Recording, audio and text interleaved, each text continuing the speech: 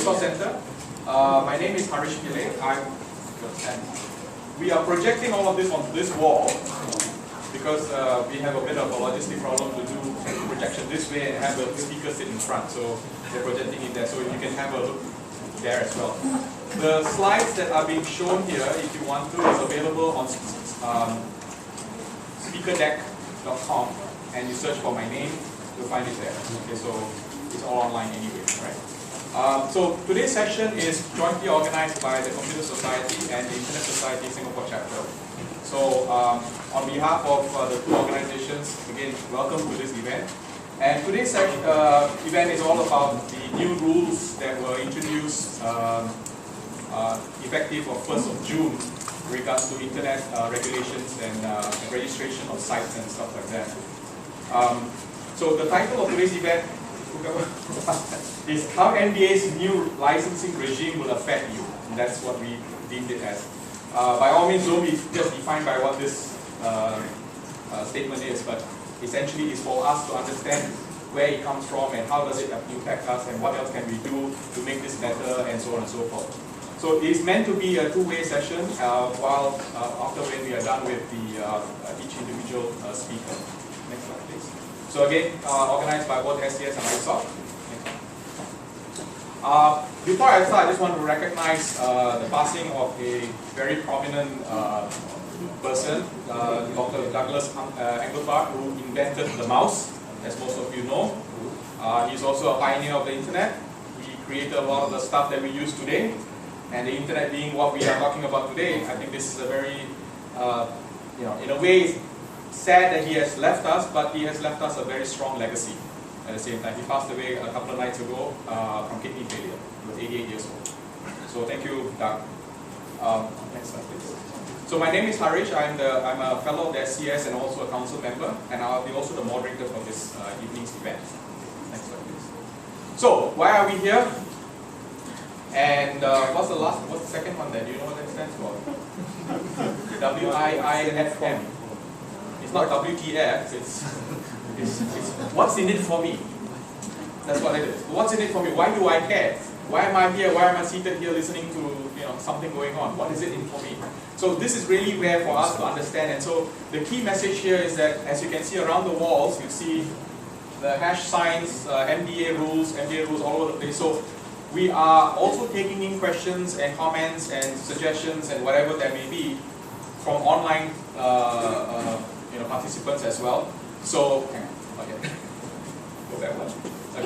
So what we want to do is to try and get in as much information as possible in and share with the speakers, and hopefully we get some insights from them and we all better off at the end of the day. Okay, next slide please. So before anything else, let me set a bit of a context. So previously, next slide please, in 1996, okay, that was, that's what, 17 years ago, there was a internet regulations that was introduced, and SCS actually ran a forum as well to understand what this is all about. So this is not something new from an SCS point of view. We have been involved in this for a very long time. But in those days, in 1996, the key things that were introduced was class licensing, content filtering, and the way it was implemented was by ISPs was using proxy servers, and also registration of sites. I think the registration of sites and the proxy server was some of the more contentious aspects to it. The licensing part of it, and I'm sure Brian can help clarify if there's anything that I'm saying that is wrong. The licensing part of it, from a website perspective, was essentially at no cost. It was deemed to be licensed. You didn't have to do special additional stuff. The last part was what was interesting, registration of sites. When the government decides that this particular website has to be registered, then you have to register, and so on. Now that caused a bit of an issue, and next slide please. And I'd like to recognize that one of the sites that got essentially died along the way was Cintercom. How many of you remember Cintercom? A few. So I was one of those editors of Cintercom together with Tan Chong Ki, Wintia, and there's about 6 or 7 of us. We were running this site, it was established in 1994, before anything else. And in 2001, there was a note that was sent to us saying that we have to register. So that's where the registration part comes in. And the registration, Chongki was agreeable with the registration. I was not, because I felt that the registration, the things that was required in the registration form was a bit onerous from my point of view. It needed things like, what is my salary, who's my employer, my employer's name, not only company, but the person's name, and so on, so which really didn't make sense to me, so I was not in favor of it. So, and in the end, we decided to shut it down. So Chongki made the final call, and so we shut it down in 2001. So Syntacom was a casualty, in some sense, of what happened from the rules in 1996. Next slide, please. So fast forward 17 years, we have new set of rules that came into play in June 1st. Online services reporting on Singapore needs to be licensed. I put a dollar sign there because there is a dollar element involved in this case. The previous one, there wasn't a dollar element yet. This one there is. So with that, next slide. If you have any questions, comments, please put it on Twitter. We will pull it up and try and get it answered. At least help us also to track what are the other questions coming from other people as well. So please do that, and then use this hashtag, otherwise we will miss it. So it's very important. Next slide, please. With that, I would like to invite our speakers on board. Can I have Brian come, please? Come on. Take a seat. And the next speaker will be Greg. Come on up, please. Second seat there. And the last speaker will be... Okay. Okay, over here. Yes, is that okay? And all back. Thank you very much. All right, so with that, remember MDA rules. So what I like to do, go back one. What I like to do now is to invite our first speaker, Brian, to address us. So please switch to the slides. There's another slide. There's another slide. Yeah, that's good. So over to you, Brian. Thank you, Haresh. I think before we start, I just wanted to make a clarification. Half of my wardrobe is black. So I only realized that that decision may have a different impact today when I set up in the office and some of my colleagues says, I'm trying to make a statement here. I'm not trying to make a statement, okay, so it's just that half of my wardrobe is black. That's just so that we don't get misconceptions. Thank you, Haresh, for the introduction. I'm going to cover the history, I think, a bit more so that we can see some of the context. So that, let's quickly move, okay? Great. Next slide. Let's forget this. Next slide. Okay, so like Haresh mentioned, 1996, this was the first piece of legislation that came in. And it really looked at this issue about an internet content provider. So you can see a couple of definitions in there. Individuals who provide programming for business, political, religious purposes on the internet, or corporation group of individuals who provide programming on the internet, again, okay, including web publishers and web server administrators. What's the effect? Next slide. There are registration requirements. Okay, I've listed all four of them. What I put in red, you notice that there is a certain discretionary element on the regulator, in this case MDA, on who will then be required to, it's on MDA's determination in the first two cases, and on MDA's requirement in the last two. But they include things like your political parties who are registered here. They include people that are determined to have been engaging in political or religious discussion. Internet content providers who are providing online newspapers for a fee, okay, or some consideration. And internet content providers who are individuals who are involved in discussing political or religious issues. So you can see it was pretty narrow previously. There's still this discretionary element that was put in there. I can tell you, as someone who's been working with the internet sites, a lot of them took the easy way out. Unless we start charging fees, we are generally okay. Okay, so for the commercial side, that was quite an easy way out. So let's just move forward. Next slide. This was what all the class licensees were made subject to, the Internet Code of Practice. Just a specific portion. internet content provider will be taken to have discharged its duties in 3 scenarios. If they're operating chat groups, they make sure they choose the correct discussion team. So nothing of the sort of child pornography or whatever. That's quite easy. Second one, in relation to situations where you have third parties posting on your internet content, as long as you deny those contributions, you start editing that away. When you're informed about that, you are taken to have discharged your duties. Number 3, for everything else, you do not include material that is considered prohibited, and I think that has been a discussion about prohibited, obscene, seditious, offensive material. Okay. Moving on quickly, I need to mention that we do have a piece of legislation. It started in, I think, 1993, last amended in 2010, called the Electronic Transactions Act. There's a section in there that's quite interesting. A network service provider is not subject to any civil or criminal liability in respect of third-party material, okay, in the form of electronic records to which he merely provides access. The main people that this is targeted to will be your internet service content providers. They're not liable for whatever their users are passing through their networks. But some websites are trying to claim this. But I will tell you that in subsection 2 that you see here, okay, this particular section will not apply where there's an obligation placed under a licensing scheme established under regulatory, under written law. So what licensing schemes are we talking about?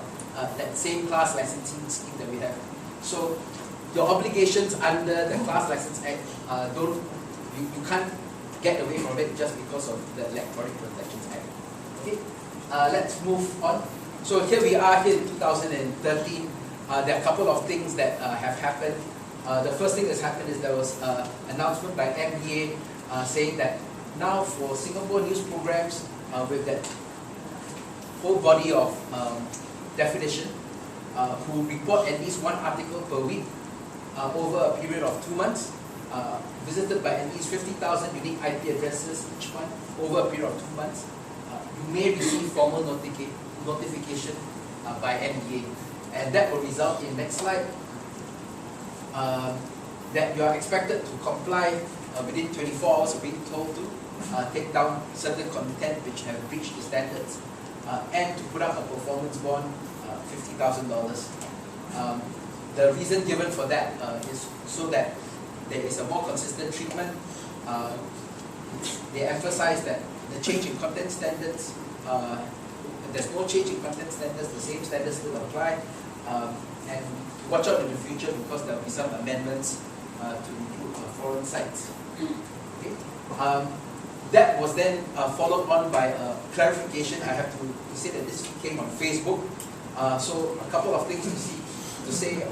Number one, individuals publishing views on current affairs and trends on personal websites or blogs does not amount to news reporting. So that very wide definition has been narrowed slightly by this clarification. Number two, again, the re-emphasis of that issue about standards. The standards still remain the same. The same class licensing guidelines will continue to apply under the individual licenses. Okay, so the Internet Code of Practice, those provisions will still continue to apply. Remember the 4 that I said, if you operate a chat room, what themes do you think, if somebody posts up, what are you supposed to do? Those same standards apply. Okay. It also says that MDA doesn't try to influence editorial stance. They only step in when there are complaints, etc. They will consider other alternatives to the performance bond requirement. Okay. What has happened after that? Let's see. Next slide. So on the sidelines, I do have to mention this. On the 6th of June, quite a number of sites supported the movement of Free My Internet, so they took off their sites for the day. On 8th of June, there was a sizable meeting at Hong Lim Park. I understand 2nd of July, a petition was sent to all the MPs in Singapore.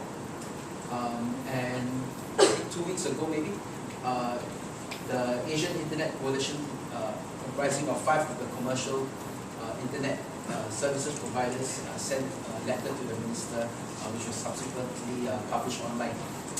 Okay, so on the sideline, that's happened.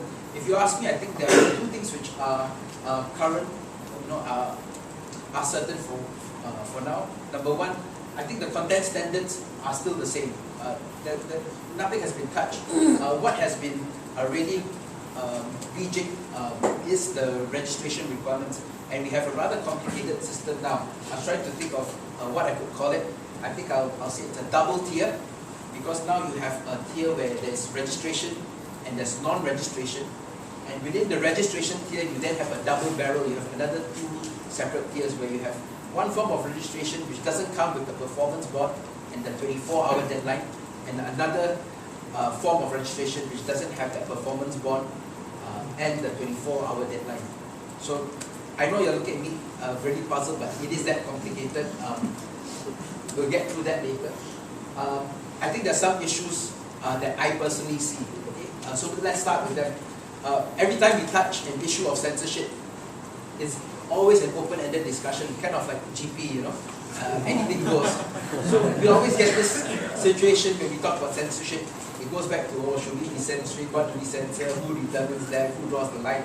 It's always a very open discussion, so I'm sure tonight will be the same. But I have a few other questions. Number 1, I asked myself, is it beneficial to have open-ended drafting? The drafting here is very open-ended. Some people have criticized that, but on the other hand, if you ask the regulators, they will probably say something that open-ended drafting allows us to respond to changes in technology, threats that we need to look at. So is that a good thing or a bad thing? I think different people will weigh in differently. What happens to blogs? I think that was one of the first questions. That has been already addressed, but the issue of commercial sites, people who just provide news for commercial purposes, computer reviews, hardware zone, ZDNet for business news, Reuters for business news, are they also caught? Because the definition is that wide, it's really created, I think, some uncertainty for some of these groups of people. Number 3, I think the issue about third-party liability is a real one. I think the Asian Internet Coalition have a point there. Do these rules now impose an obligation on websites over postings that have been made to other people? No doubt the obligation is still to take it down, but there's some kind of liability, some kind of responsibility that's now placed on them. You may say that, okay, so it's just related to take down with the regulator, but if I were a smart lawyer, I would probably be able to craft a line of attack that if internet content provider is responsible to take down that information, by leaving that on, he breaches his statutory duty. And with that statutory duty, I can then found a case in civil liability. So I think the AIC do have a point, and I think that also requires clarification on whether that is expanded into that. Number 4, is it good practice to have rulemaking done in this fashion? I think on a couple of different views on this. Number 1, is it good to introduce rules in a form that doesn't need to go through other legislative bodies like Parliament, for instance? That's the first point I have. Number 2, from my own take, the initial messaging from MDA seems to be that it's not believed to be a big change. A lot of the messaging seems to be that, but my observation will be it was on headlines of all the major newspapers the day after, and it continues to resurface in the media more than a month after it happened. So it seems a bit more significant than what was appreciated initially, and so the question whether this was really the correct route to try to introduce this. I think a related point is this: throughout those 16 years in which we had this class licensing in place, there's been one instance where it's been used to take down information, and fairly recently, and it seemed to have worked successfully. So the original scheme already worked. The question is, so why tweak something that originally worked? Are we anticipating something else in the future, or is it? Are we getting ourselves into unnecessary discussion or unnecessary complications? Next one, I really do have this question.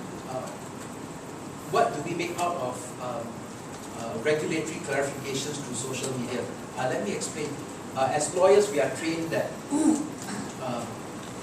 when government makes a statement, different areas would have, or different avenues have got different weight. For instance, if it's passed by law, it's got a lot of weight. If it's said in Parliament, it's got some weight, not as much weight as law, but still some weight.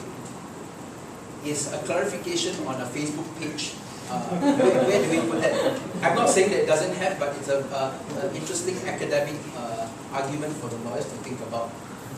It's certainly unusual. I don't recall it happening in Singapore before, but waiting for the courts to rule on that. So that's interesting. And I think the last one says all. I'll leave this to the sociologists and the psychologists. The chilling effect of these kinds of steps. The chilling effect means it has a much greater effect than was intended. It sends a signal that certain things will be done, so there's self-censorship, people will shelf more than what was intended. And of course, conspiracy theories, which everybody will always have. These are my thoughts on some of the legal issues. Hopefully that will set you guys thinking. Thank you. Thank you. We can certainly take questions now. If there's any pressing questions in the flow of the discussion you want to ask, please raise your questions if you want to. If not, you can put it on Twitter and we'll pick it up as well. But if there's anything pressing right now you want to ask. Yes, please. Sorry, I'm David from a student. Just want to ask Mr. Brian Tan. One of the issues that was raised by the AIC was that this would set a dangerous precedent for the Asia Pacific region. Are there similar legislations within the region already? And where do you anticipate that this will go? Okay. Thank you. I think good question. I think from what we see, the different countries are looking at different ways. Not all will want to follow exactly the same way. Different countries, they've already started out on this.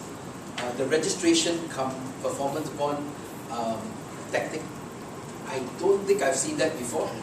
They usually go for the more severe, will throw you in jail kind of remedy, especially in Vietnam, Cambodia, staggered.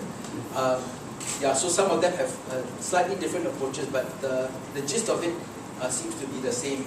Governments do want to seek some kind of control over internet sites, internet services, and it varies in varying degrees. Of course, I think the position of some of the NGOs and internet societies that anything that affects the access to internet and the use of the internet would be a concern. Not necessarily that it's objected to, but the extent to which and how that's administered. I think that becomes the critical point in most of these discussions. Question there? Who gets captured by this net? If a website is operated, let's say, out of Australia, does it fall under this? Is the question directly at Brian first? Or? Yeah. I don't know the answer. You don't know the answer. So we'll make a note and we'll get the other speakers to answer that later on. Anyone else directed at Brian right now? If there are no questions, then can I invite Quek to, you don't have any slides, so I'm just... Sure, let me just speak off the cuff. So, my name is Quek. I'm a bit sheepish with the title Internet Policy Expert. I think, I'm just a member of the global workforce who happens to be working in the industry. And hopefully I can share some perspectives here. Just to take on the earlier question about whether we've seen this elsewhere in the world, I think that's a valid, that's a really good question. Because as STB may have you believe that many things are uniquely Singaporean, let me tell you that the issues that we're grappling here are not. So to take an example in Australia, for example, I think maybe 8 months back or even earlier, there was an issue where there was humor against Aboriginals that appeared on one of the leading social networking sites, and it was a big issue because it was obviously offensive to a lot of people. Obviously, it's not acceptable. Yet at the same time, there was difficulty in getting a takedown. And if you look at Australian history and you know that there are fault lines and vulnerabilities within the society, and it was a big issue. We talked about Vietnam as well. I think Vietnam tried to introduce an internet content decree. I want to say for No. I think the earliest time that we've seen a draft was maybe even a year ago, I would say. And I think a lot of effort, even at the G2G level, was to pare it down because it was a piece of domestic law that tried to assert extraterritoriality on sites that were not based in Vietnam. So it's the same Australia question. And if you look at a lot of the products that Singaporeans like to use and a lot of the platforms that Singaporeans access and a lot of content that Singaporeans consume, all these might not be Singapore sites. So I think if you look at Comscore figures, for example, that's apparent enough. So I think this is something useful to bring up and something that I wanted to share on as well, because I think it gives us a lot more perspective. I mean, like for people who are criticizing the existing regime, it's not really a legislation per se. I mean, like the Broadcasting Act is the act, and then there are the mechanisms under that. So for people criticizing that, and you mentioned conspiracy theories, this really is a global issue. It's not as if, I mean, like there are valid concerns on the table, there are valid things that we are trying to address here. So let us not frame this as if it's some imaginary problem that we want to solve. There's a real problem, and there's a real problem we need to solve. I think on the other hand as well, just to introduce some balance here, we need to understand that these are not uniquely Singaporean problems. And so when it comes to a policy response, there needs to be a calibration in terms of how we are responding vis-a-vis the other jurisdictions that have to grapple with the same problems. And the reason is this, because the internet has no boundary. And so if you do not calibrate your response according to what other people are doing, you might run the risk of fragmenting the internet or balkanizing the internet, or setting up a set of rules that governs us, but actually has no universal meaning at all. And then you either end up with a disconnect or you end up with something that is ineffective. So these are things that you need to think about in terms of parity. Parity is a very, very popular word nowadays, but parity with what the other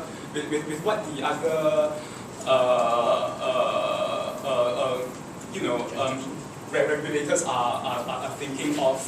And so I just want to, because it's since June that we've been talking about this issue, so there's abundant literature out there about what are the ramifications, what are the problems, whether it's be efficient or not. I think I've read an article from CDNet, right? The Asian Internet Coalition has a letter out. So I mean, there's already a lot of discourse on this. I don't think I want to go into many of the details. I would just want to go back to the fundamentals, because I think we are here today because we have a collective responsibility to address the issue. So rather than have an adversarial, this is us, this is them, this is what they want to do, this is what... Let's go back to the policy fundamentals and have some questions. So two questions I have on my mind that I think are not original, and I think they've been raised. It's just that I think because so much was going on, we never came up with the answers. The first question I have is, we always talk about parity amongst the platforms, print, broadcast, online, right? And you talk about having consistency across the platforms, and it seems that throughout the discourse, that in itself is a reason for bringing about change. And my question is, I don't know whether it's right or it's wrong, I don't know whether it's true or it's not. I think that there needs to be a methodology. Do we conduct focus groups to see how people are responding to online news versus print news? For me, I absorb the different mediums in very different ways. If I'm watching a news bulletin on, say, Fox News, for example, I expect the coverage to be very different from, like, say, something on CNBC. If I read the Washington Times, for example, I expect the coverage to be very different from the Washington Post. Similarly, if I'm committing 30 minutes to go through a broadsheet where there's one consistent editorial voice talking to me, my experience is very different from going to the internet, where if any one site that has proprietary content and can capture your attention for 30 minutes, I would say buy that stock, because that is a very successful site. But that is me. I think that there needs to be some methodology to say that, actually above a certain demographic, they actually cannot tell the difference, and therefore you need parity. But the question goes back to, why do we say that we need parity across the different platforms? How did we come to the conclusion that parity is a good thing or a desired thing? Because if something is the same, and if something is different and you want to make it the same, then you can say that, the things are different now. For parity and consistency, let's harmonize everything. If something is the same and you want to make it different, you can always say like, right now it's the same, let's have a tailored approach so that we acknowledge the technological differences or so I mean like it can be either way. The fact that we want the fact that we will achieve parity as a result cannot be a justification in and of itself. I'm not saying whether it's right or wrong, because I honestly don't know the answer. But I think that is a policy fundamental that we need to think about. And we talked about whether the MDA licensing is a big change or a small change. I urge everyone to think about this from an MDA licensing issue, but also from a broader issue about changes to the Broadcasting Act. Because I would agree that the MDA licensing regime draws its powers from the Broadcasting Act, and the Broadcasting Act is something that we already have. But when we think about it, I know today it's about MDA licensing, but let's widen the conversation, because I think this is something important. So that was my very long way of explaining my first question. The second question I have is that we have often heard the argument that, look, people in Singapore need to be able to read fact-check, accurately reported news. And I think I have no argument against that. I mean, where's the sign-up sheet? I'm going to sign up right now. I want to have access to fact-check, accurate news. But there's a difference between Singaporeans should have access to fact-check, accurate news. That is fundamentally different from saying Singaporeans can only access fact-check, accurate news. And so the question then becomes, look, if we think that, a lot of news out there is inaccurately reported, there's a lot of content out there that, because it's inaccurately reported, runs the risk of bringing about social disorder and plays against our racial fault lines. I think these are valid questions and something that we as Singaporeans have to protect, have a responsibility to protect. But then the reality is that when you go onto the internet, which is the world's most vibrant platform for information exchange, there is going to be facts intermingled with fiction. And then the policy question, I think, is that on the one hand, of course, we might be tempted to immediately regulate to make sure that we control the information.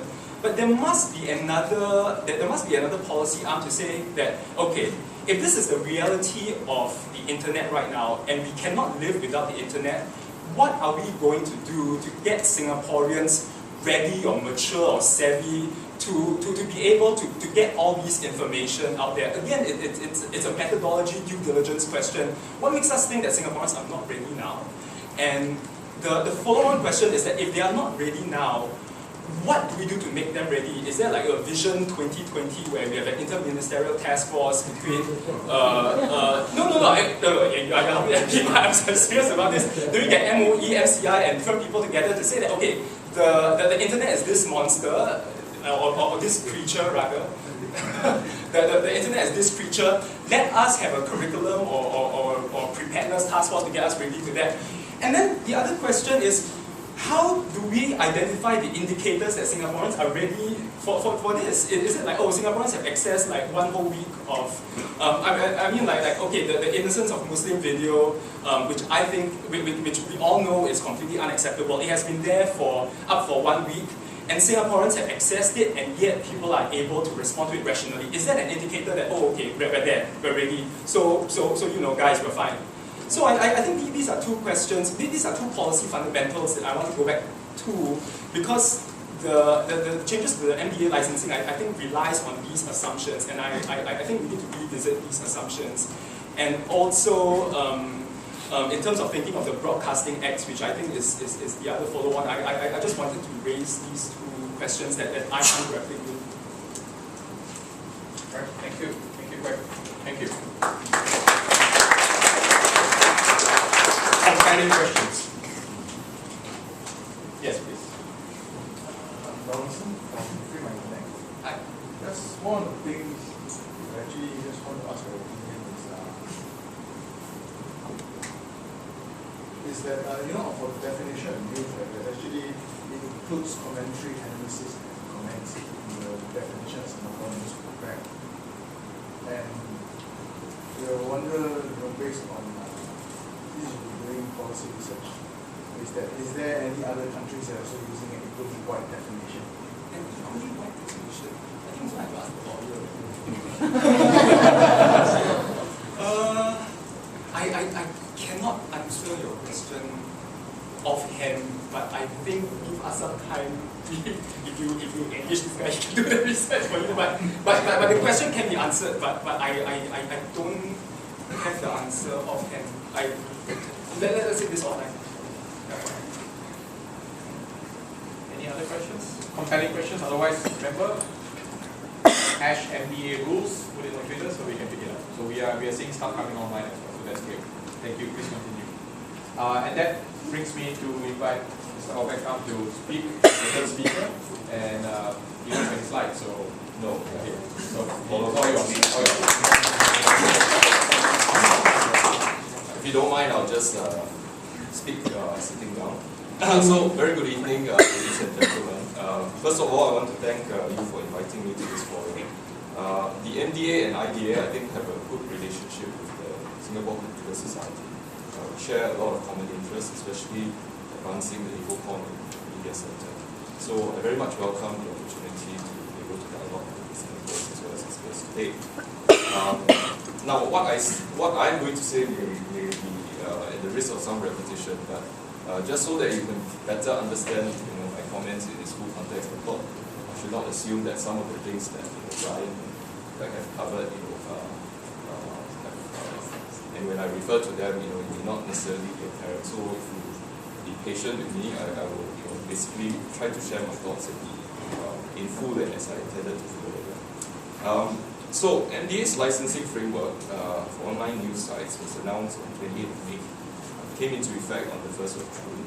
I think what's striking is, of course, that many claims have been made about the intent behind it, the implementation, and the impact. And I think it's good in this dialogue if I could cover and help share the thinking behind the online news licensing framework, and also attempt to respond to these claims so that hopefully with greater clarity, also greater understanding. So let me talk first about the intent. Why was this change necessary at this point in time? Really, it's very simple. Two main reasons. First reason is that we believe that entities that put themselves forward as news providers actually enjoy a special position. And with that special position, they also have a special responsibility. Now, why do I say that?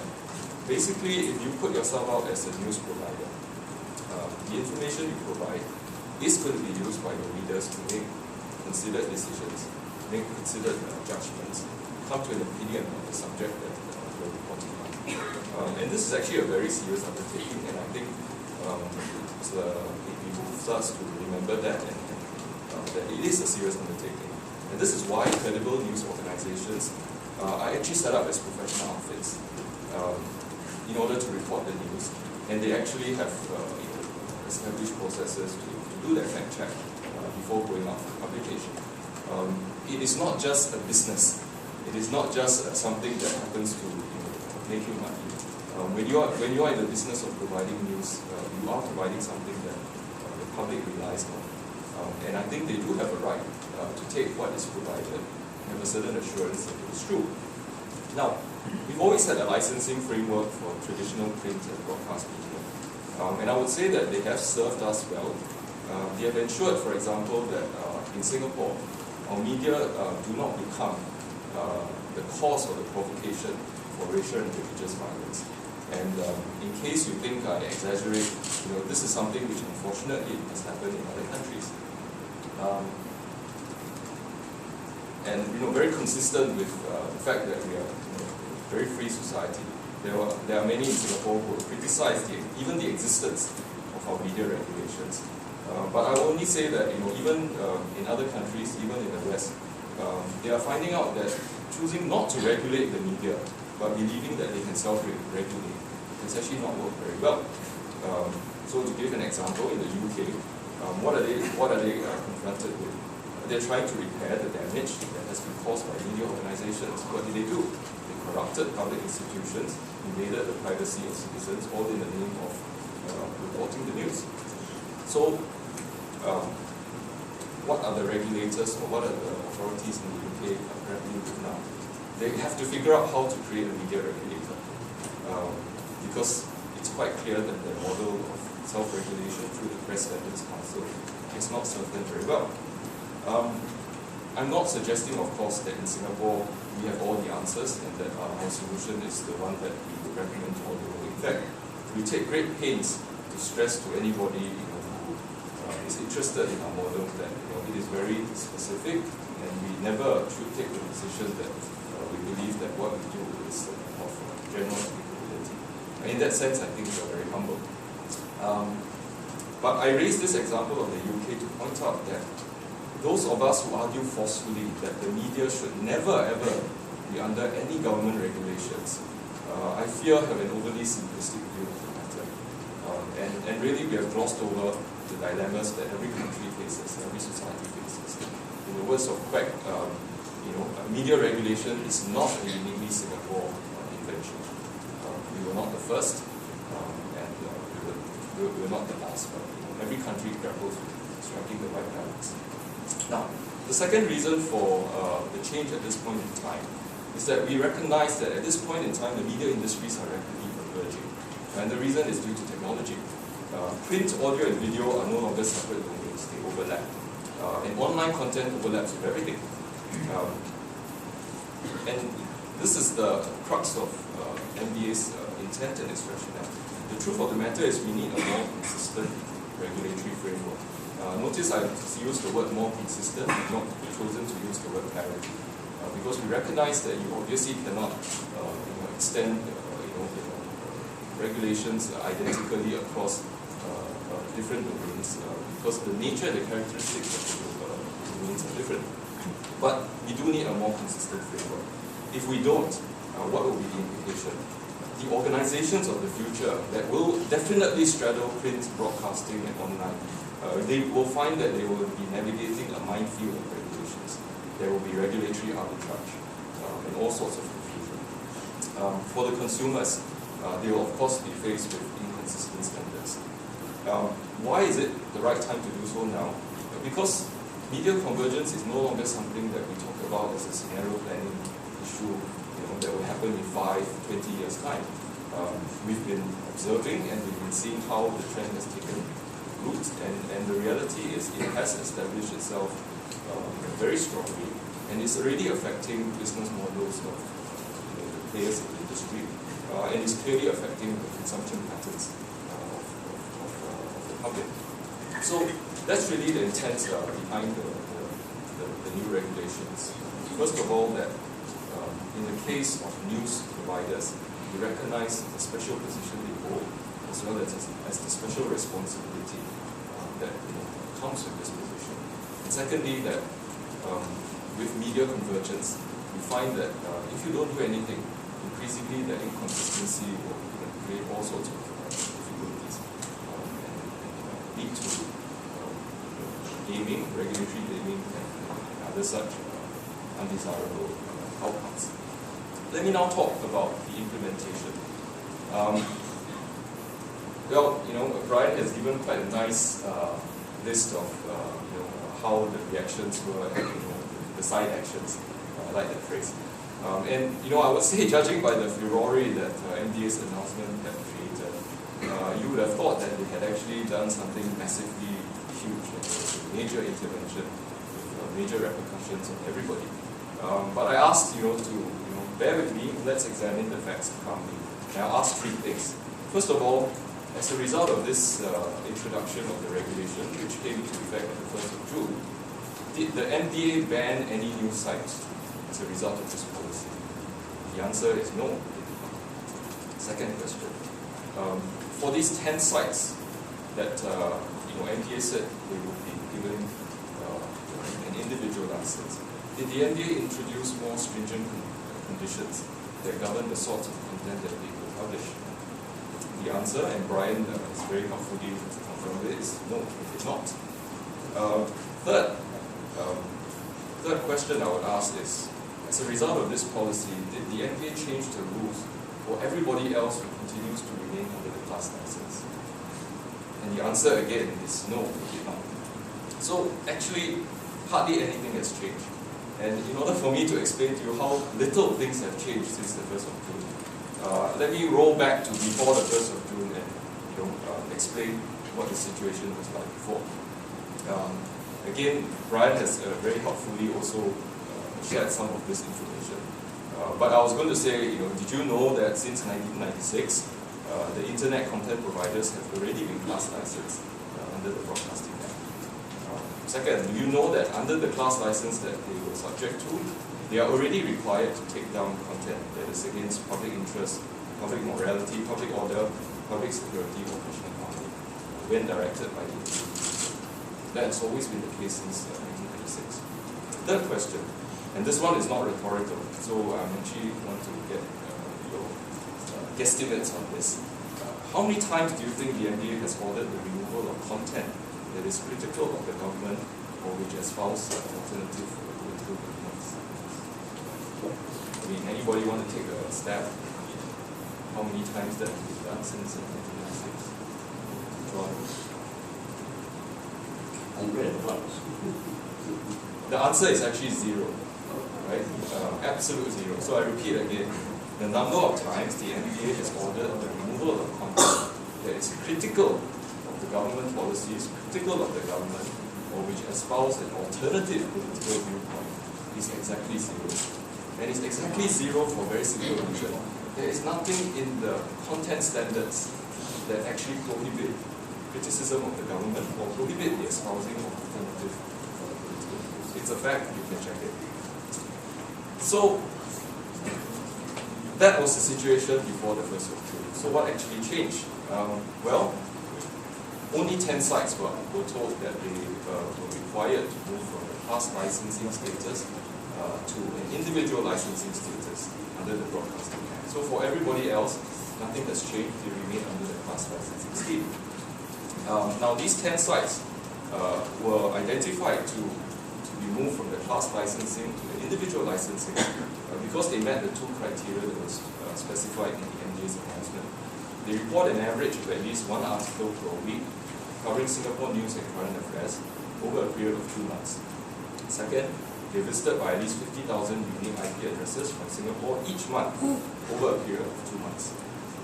And for the record, the sites, the 10 sites which I think you're all quite familiar with are Asia One, Business Times, Channel News Asia, OMI.sg, Yahoo, Storm, Straits Times, Newspaper, Today Online, and Taobao. And really for these 10 sites, only two things change. They have to take down the infringing content within 24 hours of notification. And secondly, they have to provide a performance bond. Now obviously these two issues have attracted a lot of comments, so let me go into some detail about why these two stipulations were considered to be necessary. So why a 24-hour notification period for new sites? As many commentators have pointed out, under the class licensing scheme, there's also a requirement to take down content when directed to, so if the content is infringing, but no time period was specified. So in this particular case, a 24-hour notification period we think is reasonable and necessary, because here we are talking about sites that provide news.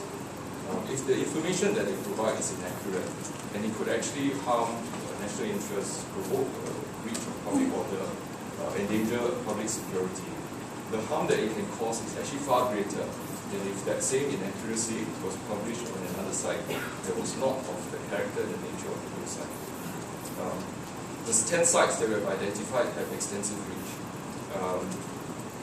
Their positioning is such that readers are more likely to believe that the claims that are reported there are likely to be true, as opposed to if they had read something from a site that is not considered to be an online news site that requires a digital license. So from our perspective, if such inaccuracies are reported, it's important that the corrections are made quickly, because if they're not made quickly, then the harm that can be caused can actually escalate very quickly to something else. Now, turning to the performance bond, why do we require a performance bond? Again, very simple, nothing too complicated about the reasoning. Licensing authorities or regulators always impose a performance bond in order to provide the assurance that the license holders will have an incentive to comply with the license conditions. Frankly, the whole purpose of regulation is to make it such that license holders are clear what their obligations are, so that actually, they're actually doing the right thing. Nobody really wants to do ex post after the fact, saying that you've done something wrong and therefore we produce you in court and ask you to answer to it. By then the harm is already done. So that is the simple reason. We impose a performance bond in order to ensure that the license holders have an incentive to make sure that they have the systems in place to comply with their license obligations. I also want to say that the MDA did not invent performance bonds just for online news sites. In fact, online video sites like Razor TV, which if you think about it, is frankly no different from an online news site. Razor TV is already individually licensed as a niche TV licensee and have furnished a performance bond because that was what was stipulated as part of the license agreement. So that's the implementation, and really what I wanted to highlight and stress is that the changes we are talking about are very minimal and only necessary because it flows from the fact and the recognition that the significant online news sites are actually sites that have a very special position as well as special responsibility. Let me now talk about the impact. I think many people have speculated what will be the impact as a result of the new online licensing framework. I will want to say at the outset that the individual license that we issue under this framework cannot possibly change in any way how these 10 sites have operated, much less change how the other sites who are not even asked to be individually licensed will operate in the future. For those who argue that this is such a far-reaching change and they're all going to be changing how they operate as a result of it, I think the onus is on them to explain how this actually comes about. How can the ability to express yourself freely be restricted when the content standards remain the same? How do you say that the new scheme means that I'll be censored more frequently when the content standards remain the same? How do you say that the content standards actually prevent freedom of expression when the same people who have expressed this fear say in their own words that today the online space in Singapore has grown tremendously and is vibrant and is free. If it is vibrant and it is free, it must have done so under the shadow of the same content standards since 1996. And if we all acknowledge that indeed the online space in Singapore is vibrant and free, I struggle to see what is the new thing that is descended upon that means that it will affect how the online community operates. Some say that it will be harder to criticize government policy. How can that be when the content standards remain the same? Plus, as I've said earlier, nothing in the content standard actually prohibits you from criticizing the government or government policy. So, frankly, having read and heard a lot of what has been said, I have frankly not come across any plausible explanation that can transmit from a new licensing framework, 10 sites being given individual licenses, to this apocalyptic scenario that everybody is not going to be able to express themselves, they are going to self-censor themselves. One other view that has been commonly expressed is that the $50,000 performance bond will be beyond the means of some sites, and therefore they will therefore be unable to operate if this were imposed. Now, I will say again, this is frankly highly speculative.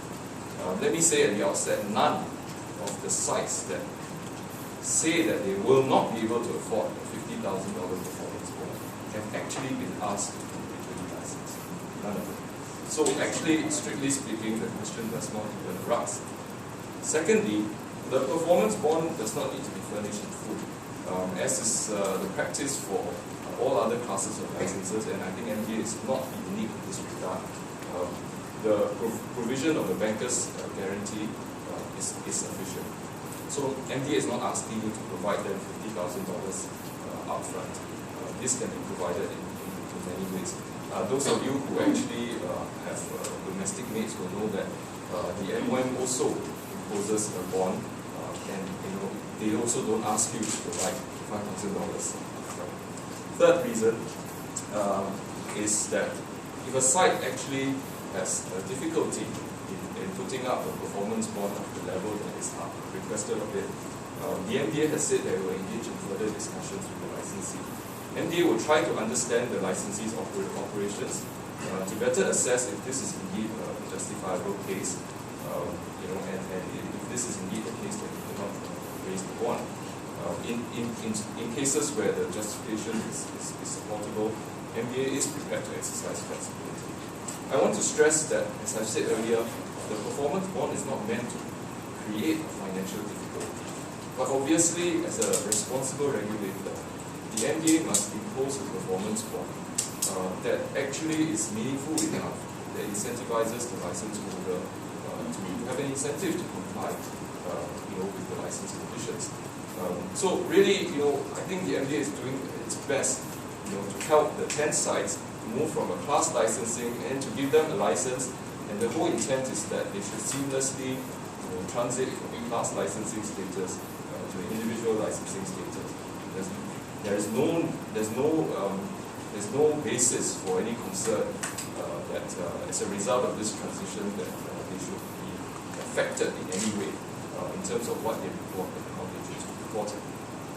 So let me conclude by asking and perhaps saying that if you take away anything, please remember my 4 points. First point, there has unfortunately been a lot of misinformation in this controversy. People have said internet should not be subject to this. The truth of the matter is internet sites have always been subject to this. So licensing online news sites is not a change in policy direction.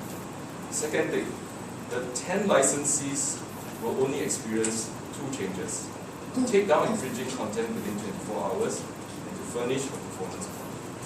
Third point, these 2 additional requirements are justifiable because news sites regularly provide news, and the impact of irresponsible or inaccurate reports that threaten public interest or public order or public security is actually far greater than that for the past licenses.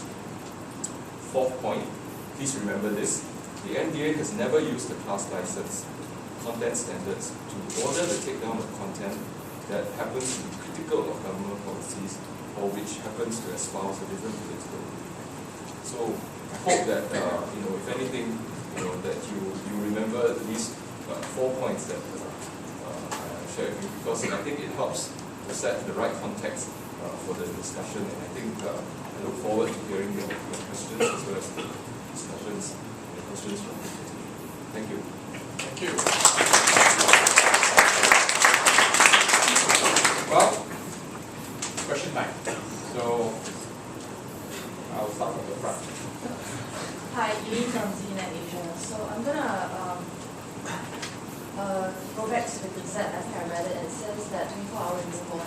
to mirrored content, mirrored sites as well. As we know, internet, there's caching and stuff, and it can go anywhere within 24 hours. So when you say removal of content, do you mean all the mirrored sites as well? And what happens when that site chooses to give the article to someone else that is not within Singapore shores? Are they expected to take down the content as well? And second point to Brian's note about Facebook clarifications, do you consider that as part of your licensing updates? And will it be included as part of the Gazette as well? Well, thanks for that question. First of all, yeah, it gives me an opportunity to also answer the point that Brian raised. I must say that the Gazette notification is actually very simple because it creates the enabling provision, which then allows the MDA to proceed to provide a license to the licensed editions. Right now, my understanding is that the MDA is actually engaged in that process of providing a draft license and allowing the 10 licensees who actually need the license to provide that comment. And so, as much has been said about the lack of consultation, the reality is that there is actually very extensive consultation because the licensees are being given the chance to comment on the conditions. And as is normal for MDA's regulatory processes, these comments will be taken on board and the response will be given. MDA's record has been that reasonable comments or well put comments are always taken on board to help improve the clarity of the license conditions. So that's the stage that we're at. Issuing something on Facebook, well, I think it's a bit of a do if you damn if you do, damn if you don't situation. I'm quite sure there will be those who may criticize MDA if it chose to put out an official press release. If most of the concerns were being expressed online by netizens. I must stress, of course, that the Facebook communication is in fact a statement to the public. It's a bit targeted because MDA had seen that the comments and the concerns were largely, a lot of it was online, and therefore felt that the most appropriate means by which to engage and to share the clarification was online. It is not meant to become a new process of legislation or writing regulations. As I said earlier, the Gazette notification is kept simple because it creates the enabling provision, and really the details of it is in the license, as is always the case. Even for our pay TV licensees, and they're nationwide, they're even bigger scale. The enabling provision in the Act is just one section, one paragraph, right? But the license conditions are extensive, and that's how we are able to take action against pay TV operators if their service fails in the middle of a very important soccer game. We don't depend on listing it all out in the Acts because it's a very sensible approach, because the legislature can never predict in advance every possible contingency. And the legislature, frankly, cannot come back and amend dot every I across every T just because the environment has changed. So these are all completely very common ways in which the governmental rules and regulations are implemented. You talked about the 24-hour notification period. I think we have to set some clarity so that there is a goal, if you like, clarity on the minds of the licensee that they do need to work towards a certain deadline. If it wasn't so important, what we're dealing with is actually news reports, and news reports that are reporting facts. Then the class license approach would have sufficed. And it basically says you are required to take down, but it, frankly, it phrases it broadly as well. It says, make reasonable efforts.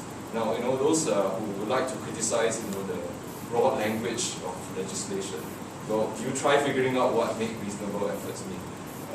The truth of the matter is, laws are defined like that. You can take any phrase and you can say it is crafted too broad. You can also say it's crafted too narrow.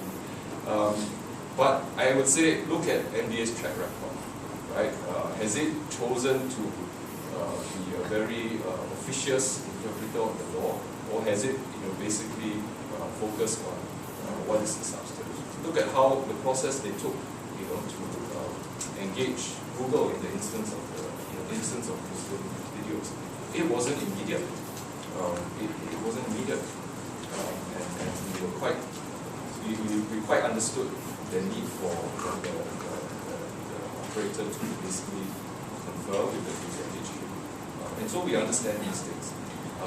The other thing, of course, is that the 24-hour clock runs from the moment of notification, and in the case of the Innocence of Muslims video, I can tell you that the first time the MDA spoke to Google, that wasn't the moment of notification. Because the moment of notification is when we actually issue a formal written to say, this is the official direction of the MDA. We went through the process of asking them, do you think in your by the terms of your own use and by the terms of your own user policies, do you think this content is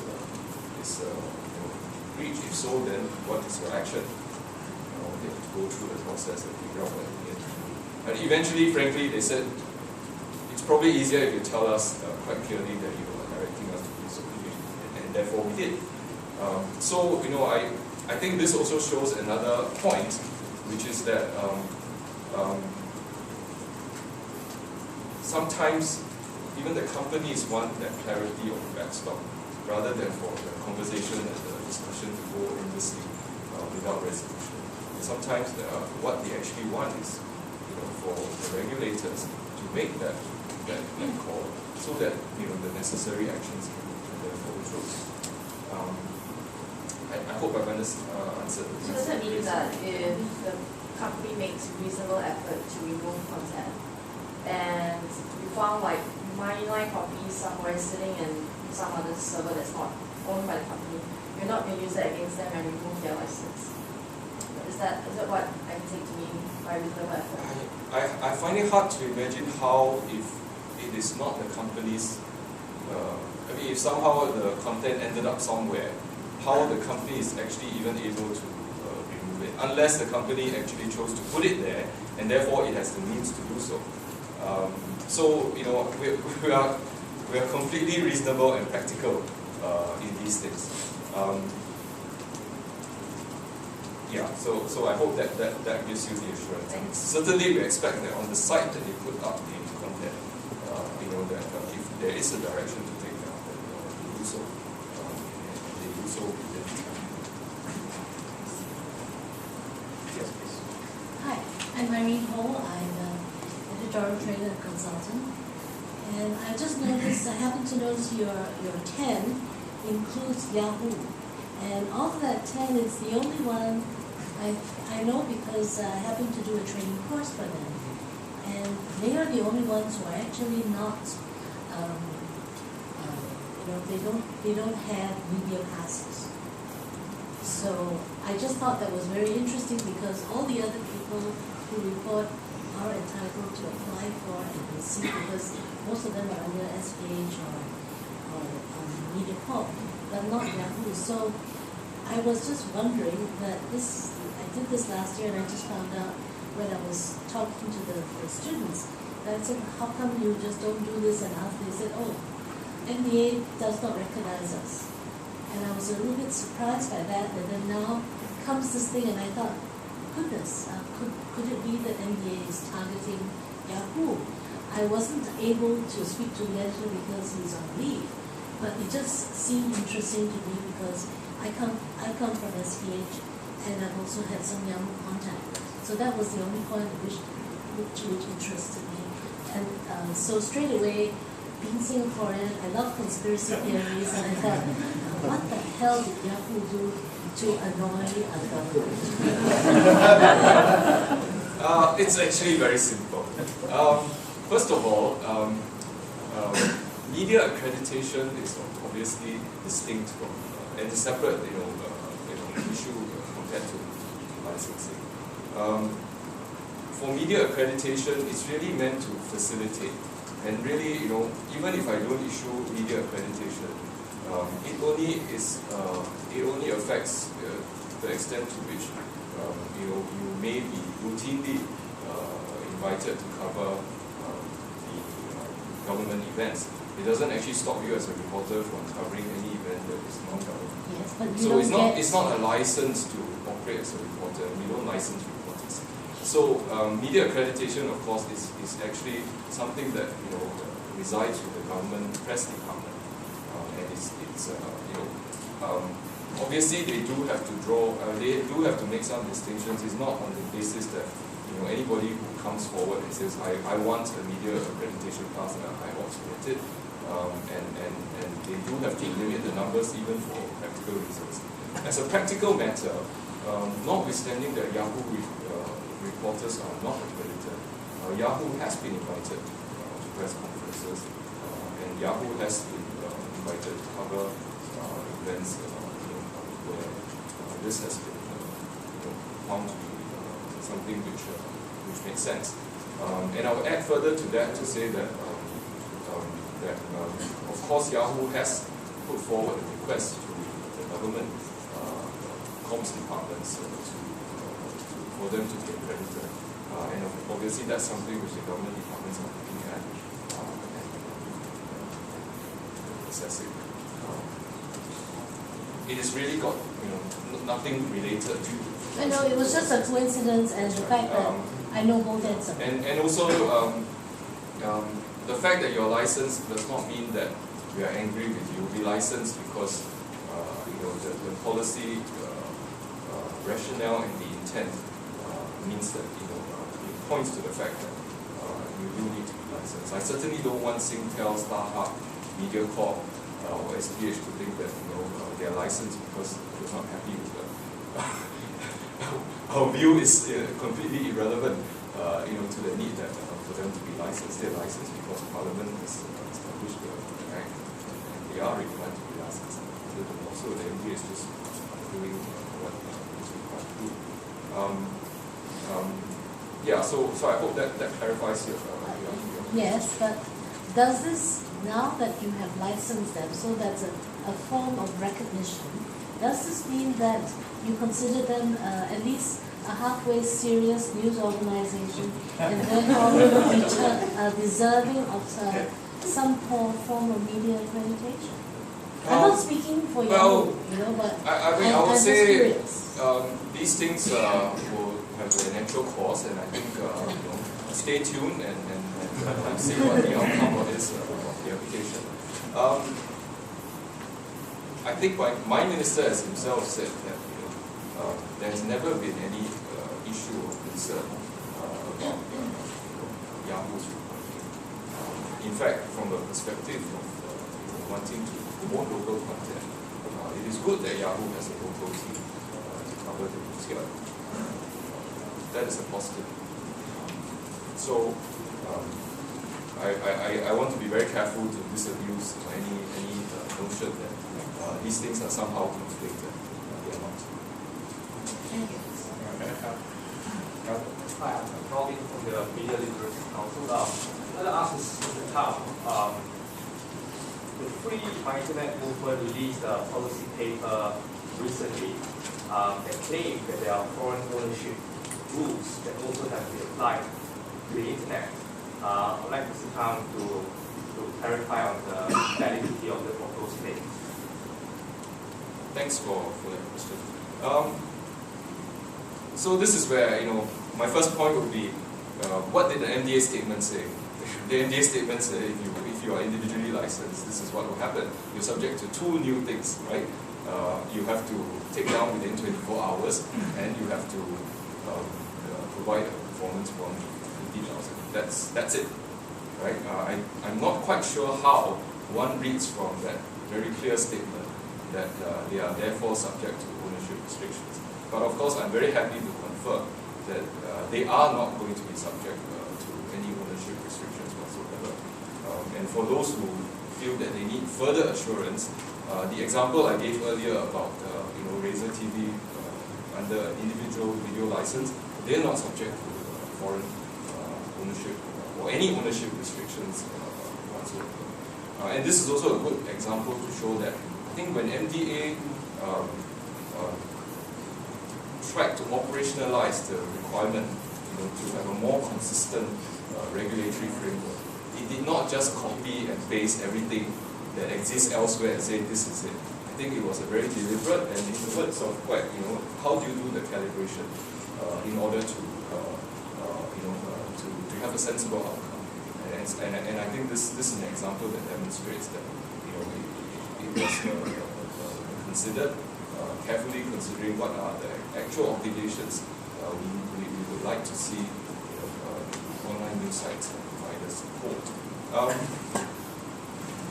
If I could also add one of the earlier questions that Donaldson mentioned, that the news includes commentary. I think you may have confused with the definition in another act, and I can understand why, because they do start off a bit similar.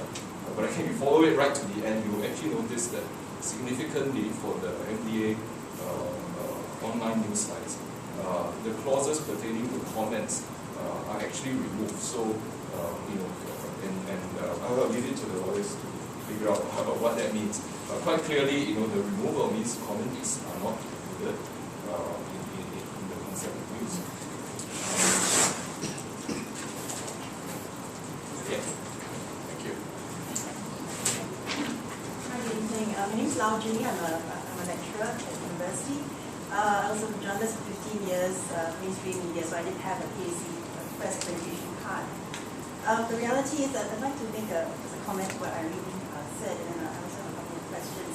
The reality is with your PAC and your media pass, you can actually get access not only to government press events, but also to some private events as well. If there is a need, for example, like you're covering a marathon or something like that, or going to court, in the court, the media gallery is very crowded, they will ask you for your PAC. And if you don't have your PAC, then sorry, you go to the public gallery or something like that. So, I don't speak on behalf of Yahoo, I don't work for them or anything like that, but the reality is it really hampers their reporting, and if accurate reporting and immediate access is what we want Yahoo to have, and therefore report events accurately, then I think hopefully they can be given to a PAC. The other question I have really is regarding registration, because already under the current regime, registration of online news providers is actually one of the conditions, options available. And I want to ask the sites, number one was TLC, the online citizen, actually asked to register under this, because at the point of time he was asked to be gazetted as a political association, and I think, if I'm not mistaken, in addition to that, MDA also required to register. My other question is, were any other mainstream news organizations that operate websites, were they asked to register as well? As far as I'm aware, I've asked around, no other mainstream media organizations running websites, news websites, were required to register. So there is already a registration requirement. And this, of course, individual license goes beyond the requirement of registration, and has, of course, further required them to do all the things that you've already set out. Can I try to answer these first, because, before I forget? No news site has been asked to register, and although the provision remains the class licensing framework. As I've said earlier, why do we feel that we need to introduce an individual license? Because we felt that beyond just registration, for the really significant online news sites, these two additional conditions of removing the infringing content when notified within 24 hours, that was actually quite critical because of the nature of their status as news sites. Now, in order to do that, without affecting the class license regime itself, we needed to give them an individual license so that this obligation is contains in the license. If we had amended a class license to say that it has to be removed within 24 hours, the effect would affect everybody else.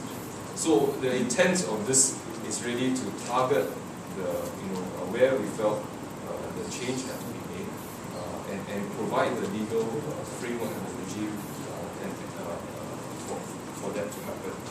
In the case of the online citizen, yes, after they were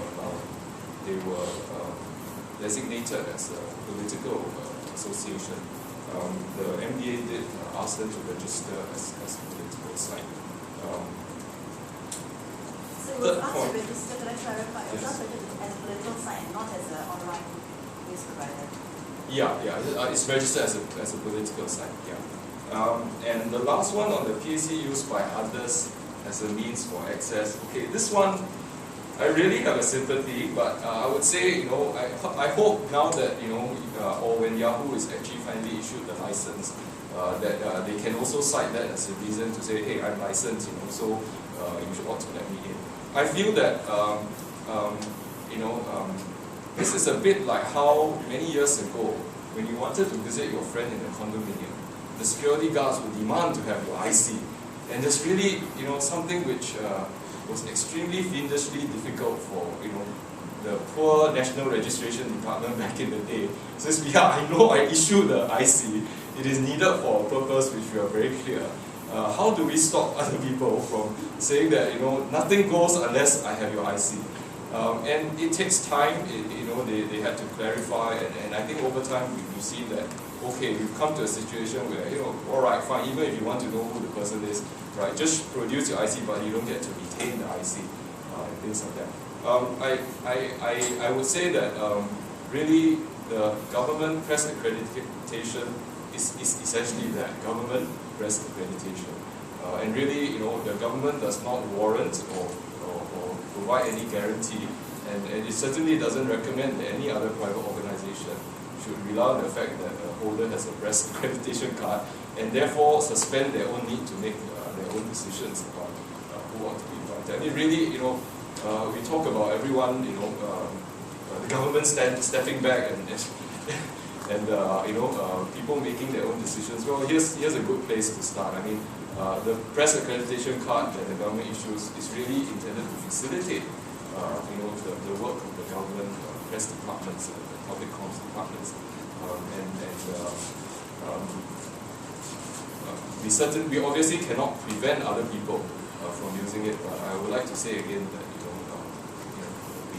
we go by the principle that every organization ought to make its own decisions about who they include in any particular media event. You could start with the government bodies themselves. It would help me also gain entry into government briefings and stuff like that. I've been asked to as well for my accreditation, which I'm not given, and I've asked before but not given. And it prevents me from entering government seminars, briefings, because I can't show that I'm who I am.